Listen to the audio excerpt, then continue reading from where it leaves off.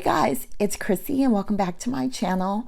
I'm excited to share with you this next recipe for our Keto Low Carb Holiday Recipe Edition. And this is for my Keto Low Carb Cornbread Dressing. This is something that is a must for a holiday dinner, and I think you and your family will love it.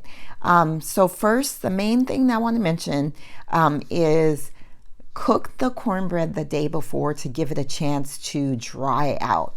I think that's a critical X factor in this cornbread.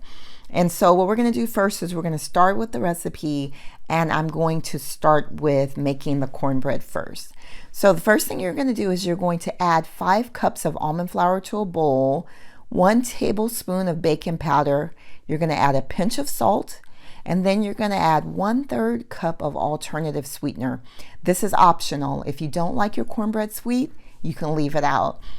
And so you're going to add all those ingredients to the bowl, and you're going to give it a quick mix just to incorporate all the ingredients. This is going to go pretty fast. Then after that, you're going to add some butter. You're going to add 2/3 cup of melted butter to the mix, and then you're going to crack 6 eggs in a bowl and mix it up, and then you're going to pour in those 6 eggs into your mixing bowl as well. After you add your eggs, then you're going to add 2/3 cup of heavy whipping cream. Now this is totally up to you. Some people would prefer to add almond milk, but I wanted my cornbread to be more dense, and so I added the heavy whipping cream to give it a little bit more density. And so totally up to you on that, but add 2/3 cup of heavy whipping cream to your bowl. And actually we're almost done, and we're going to be putting this in the oven and baking it. As I mentioned, do this the night before. I think you'll have a better product. So once you get all of those items in a bowl, here's the secret weapon. This is the Amaretti sweet corn extract, and you can order this from Amazon. And so if you like your cornbread to taste very corny, so to speak, add more. So I added 3 teaspoons of sweet corn extract to the batter because we're dealing with corn almond flour. You have to do a little bit of extra to make this taste like a traditional cornbread. And so once you add that, then you're going to mix all of the ingredients together. And then once that's evenly incorporated, you will preheat your oven to 400 degrees. And then after that point, we're going to pour the batter into a cast iron skillet and start the baking process. So what you're going to do is, after you get everything thoroughly mixed, you're going to get a cast iron skillet, and you're going to melt some butter in that cast iron skillet. Get it nice and hot. Once you do that, you're going to add your cornbread to the skillet, and you're going to just smooth it out very nicely, because it's pretty much going to bake and set the way you have it. And so this is what the cornbread looked like. It was a very good flavor, and like I said, I let it set out for the next afternoon is when I made the dressing. So cook it a day in advance. So now we're going to start the dressing. So what you're going to do is you're going to heat up a skillet, and you're going to melt probably like a 1/3 stick of butter. Then you're going to cut up some celery, so 2 stalks of celery, 1 whole bell pepper, and a half an onion. You're going to cut all that up, and you're going to add it to the skillet, and you're going to just cook it until it's translucent. You don't want it to be overly cooked, but just translucent.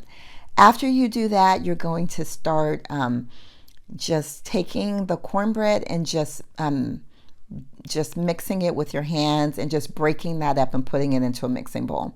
Now make sure you get all the bottom, all that ooey gooey goodness from the bottom of the skillet in a bowl. Once you get all that in the skillet, then we're going to start working with our cooked vegetables. So those vegetables that you sauteed in the skillet, you're going to now add those vegetables to your cornbread. And so you're going to add, so that's equivalent to the 2 stalks of celery, 1 whole bell pepper, and then a half of onion. You're going to mix it. I like working with my hands. So you're going to toss that all together into your bowl, And then after that, you're going to add some of your rotisserie chicken. So I forgot to mention to you, you're going to either buy a rotisserie chicken or you're going to boil a chicken, but you need to have chicken. And then also in a stock pot, go ahead and warm up some chicken broth as well. So what I did was I used some cream of chicken, and I added like a half a cup of that chicken broth to the soup mix. I poured half of that into the mixture and I just stirred it all together because I wanted to keep that moisture but not soggy. So get that, add that to the bowl and then give it a good stir. And now you're going to work with that chicken broth that you had in the stock pot. Be very careful with your chicken broth because you don't want to over wet your dressing, but just enough to give it the moisture you're looking for.